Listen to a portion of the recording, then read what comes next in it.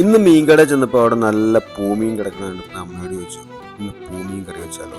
അപ്പോൾ അമ്മ പറഞ്ഞു, ലെറ്റ്സ് ഡു ഇറ്റ്. അങ്ങനെ അവനെ വെട്ടി റെഡിയാക്കി കുട്ടപ്പനാക്കി അങ്ങ് വാങ്ങി. അത് വെട്ടുന്ന കാണാൻ തന്നെ ഒരു പ്രത്യേക ഭംഗിയാണ് കേട്ടോ.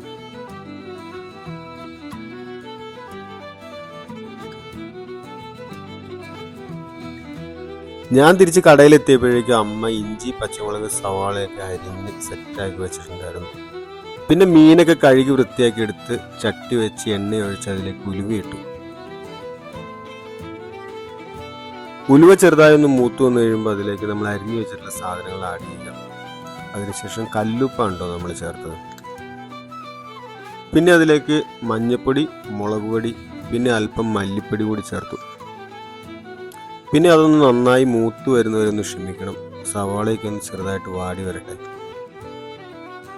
പിന്നെ അതിലേക്ക് കഴുകിയെടുത്ത് കൊടമ്പുളി ചേർത്ത് നന്നായി വെള്ളം ഒഴിച്ച് തിളപ്പിച്ചെടുക്കണം. ഇഞ്ചിയും വെളുത്തുള്ളിയും ചേർത്ത് തേങ്ങ നല്ല വെണ്ണ പോലെ അരച്ചെടുത്തിട്ടുണ്ടായിരുന്നു, അതുകൂടി ആഡ് ചെയ്തു. ഇനി അതിലേക്ക് ആ പൂമീൻ കൂടി ആഡ് ചെയ്ത് തിളപ്പിച്ചെടുത്തു കഴിഞ്ഞാൽ മീൻകറി റെഡിയായി എന്ന് പറയാം. ഈ ടൈപ്പ് മീൻകറി നിങ്ങൾ വെക്കാറുണ്ടോ? അമ്മ ഓരോരോ ഐഡിയയും കൊണ്ട് വരുന്നതാണ് കേട്ടോ. നല്ലതാണോ? കണ്ടിട്ട് ഇഷ്ടമായോ?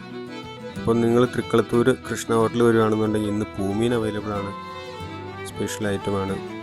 വീഡിയോ ഇഷ്ടമായെങ്കിൽ ലൈക്ക് ചെയ്യണേ, പേജ് ഒന്ന് ഫോളോ ചെയ്യണേ. താങ്ക്